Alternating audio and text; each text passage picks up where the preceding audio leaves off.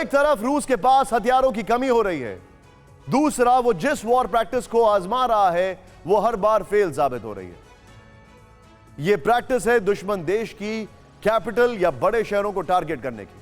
हालांकि हम नहीं कह रहे हैं, बल्कि न्यूयॉर्क टाइम्स की एक्सक्लूसिव रिपोर्ट में इसका खुलासा हुआ है। लिहाजा आखिरी हथियार के तौर पर पुतिन की तरफ से न्यूक्लियर वेपन्स के इस्तेमाल का डर लगातार बढ़ते जा रहा। पुतिन ने यूक्रेनी कैपिटल कीव को निशाना क्यों बनाया? कीव को दहलाकर ज़ेलेंस्की को झुकाना चाहते थे पुतिन। क्या कैपिटल को टारगेट करना युद्ध में कारगर है? इन सभी सवालों का जवाब इतिहास के पन्नों में दर्ज है। न्यूयॉर्क टाइम्स की रिपोर्ट के मुताबिक इतिहास में आज तक दुश्मन देश की राजधानी या शहरों को निशाना बनाकर जंग में कुछ हासिल नहीं हो सका है। इस रिपोर्ट में सेकेंड वर्ल्ड वॉर से लेकर 9/11 के हमले तक का जिक्र किया गया है।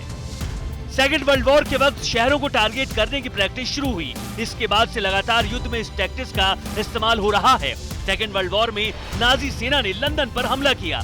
पहली बार long range missile war planes का इस्तेमाल हुआ। नतीजा युद्ध की आग और फैलती चली गई। रिपोर्ट में ड्रेसडन और टोक्यो का भी जिक्र है, जब इन दोनों शहरों को बम बरसाकर बर्बाद कर दिया गया। लेकिन जानकारों का मानना है कि उससे इन पर कोई असर नहीं पड़ा, बल्कि इनके इंडस्ट्रियल आउटपुट को टारगेट करने से इन्हें ज्यादा नुकसान पहुंचा। सेकेंड वर्ल्ड वॉर के बाद देशों ने अपने मिलिट्री प्रोडक्शंस को शहरों से दूर कर दिया। वियतनाम युद्ध भी इसका एक सटीक उदाहरण है। वियतनाम के शहरों पर जमकर बम बरसाए गए। अमेरिकी रक्षा विभाग पेंटागन की इंटरनल रिपोर्ट में खुलासा हुआ कि ये फैसला गलत था। 1980 में इराक ईरान लड़ाई के वक्त एक दूसरे की राजधानी को टारगेट किया गया। जंग खत्म होने के बजाय लंबी खिंचती चली गई। साल 2000 में फिलिस्तीनी समूह ने इजराइल के शहरों को टारगेट किया। जवाब में इजराइल की तरफ से भी कुछ वैसा ही एक्शन हुआ। युद्ध जस का तस चलता रहा। आतंकी संगठन अलकायदा ने न्यूयॉर्क में ट्विन टावर्स में धमाका कर अमेरिका को दहलाया। मकसद था मिडिल ईस्ट से अमेरिका की वापसी, जबकि हुआ ये कि अमेरिका ने अपने पैर अफगानिस्तान और इराक तक फैला दिए। यानी साफ है कि शहरों और कैपिटल को टारगेट कर कभी जंग नहीं जीती गई।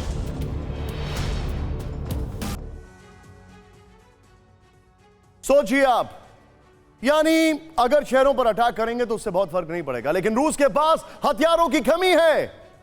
कैसे मिले संकेत? ध्यान से देखिए। अब ये फैक्ट्स दिखाता हूं मैं आपको, सीधे आइए जो ग्राफिक्स हैं उस पर।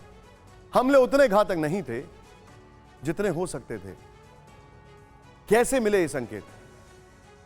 कैसे मिले संकेत? आइए। हमले उतने घातक नहीं थे जितने हो सकते थे। मैं शायद आपको यहां पर दिख ना पाऊं, लेकिन नेवरदलेस दैट्स ऑल राइट। इन तस्वीरों को देखिए आप, ये जो मैं आपको बता रहा हूं। दूसरा एक और फैक्ट है, जो एक और फैक्ट हमारे सामने है, उसको आप देखिए किस तरीके से रूस के पास सटीक हमले के हथियारों की कमी है। यह एक और फैक्ट है, ध्यान से देखिए आप। दूसरा जो मैं आपको दिखा रहा हूं, रूस के जो वेपन्स हैं, रूस के वेपन्स का स्टॉक, उसको लेकर स्पष्टता नहीं थी।